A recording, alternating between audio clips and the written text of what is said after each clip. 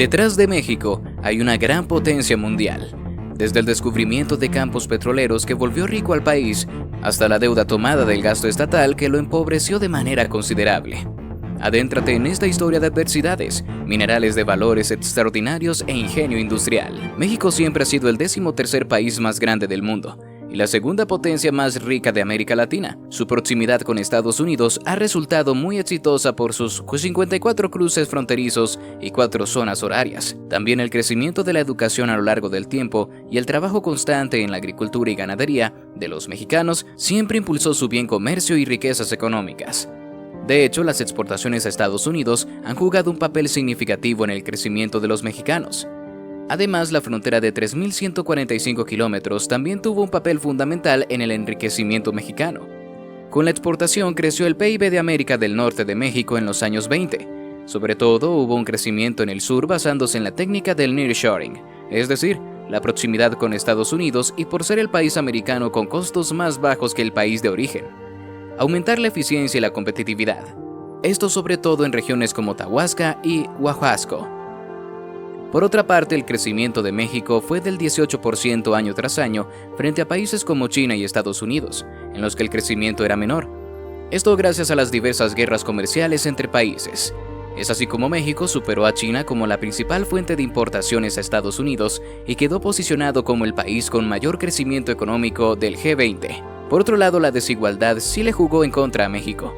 Esto se debió al narcotráfico que siempre dejó las riquezas ganadas en manos de unos pocos, llevando al capitalismo a su máxima expresión pero de forma vandálica.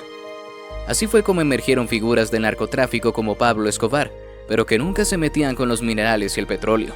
Entonces esto facilitaba que no se metieran con la principal materia prima del negocio, pero sí con la plata que se robaba de las empresas petroleras. Algunas crisis económicas que México supo sortear.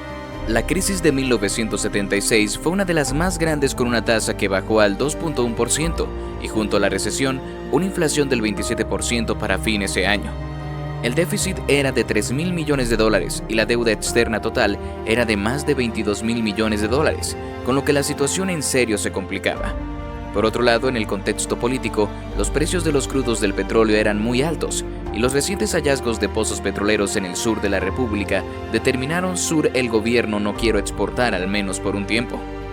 En 1982 se desató una nueva crisis cuando los países latinoamericanos, en su mayoría, no pudieron hacerle frente a las deudas que tenían.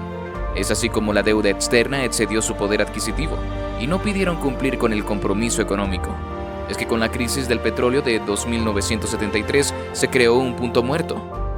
Los países en vías de desarrollo tuvieron que empezar con un proceso de liquidez. México invirtió su poco dinero en bancos de préstamos sur que se derivaban en organismos compuestos por países latinoamericanos. A la vez, a finales de los 70, los pagos de deuda también aumentaron, así que fue más difícil poder recuperarse para México. Sin embargo, lo peor vino cuando los mercados internacionales de capitales se fueron cuenta que América Latina y México no podía hacerle frente a su deuda.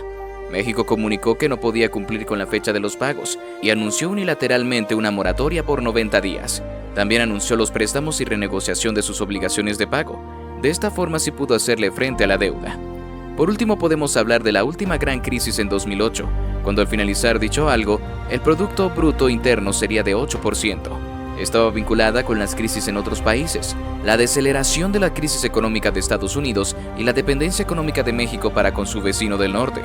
Sobre todo, este hecho se sumó a la situación de la crisis de salud con la gripe H1N1, que no afectó tanto como el COVID, pero no permitido que los trabajadores estén completos a la hora de trabajar o estén en condiciones siempre para hacerlo. La contracción del Producto Bruto Interno mexicano es una de las mayores caídas no nada más en Iberoamérica, sino que en todo el mundo en el terrible panorama de la crisis generalizada. Muchos le echan la culpa de este suceso a la gripe H1N1, pero otros afirman que eran resultados de procesos que venían de años anteriores que acontecieron en México. Por otro lado, los grandes motines y daños que causaban los narcotraficantes nunca recaían en los trabajadores de la industria del petróleo, y eso es un beneficio para los mexicanos. Otro tema importante fueron los inventos tecnológicos y ventas que posicionaron a México en un mayor estatus. Entre ellos estaban el frisbee, el microondas, la venta del televisor y la fracturación hidráulica. Aquí haremos un punto. ¿De qué se trataba la fracturación hidráulica y por qué le permitió un crecimiento económico mayor a México?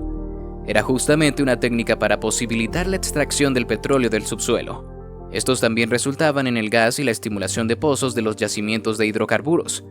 Se trataba de la perforación de un pozo vertical y horizontal, comentado y entubado a más de 2.500 metros de profundidad para generar varios canales de permeabilidad a través de la inyección de agua a muy baja presión, de modo que supere la resistencia de la roca y abra una fractura controlada en el fondo del pozo. Por otra parte, las reservas de plata, minerales y petróleo seguían creciendo y extraían 260 barriles por día de esos elementos.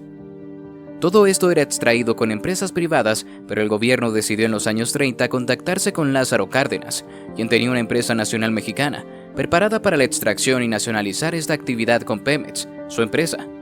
Es así como los ingresos fiscales crecieron del 30 al 40%. Por otro lado, las exportaciones seguían creciendo, y ya no eran solo del petróleo, sino que de Europa.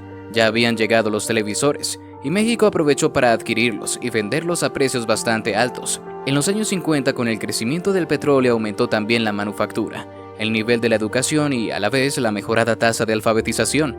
Y en 1977 aumentaron las reservas de México en un 151% total del gasto público.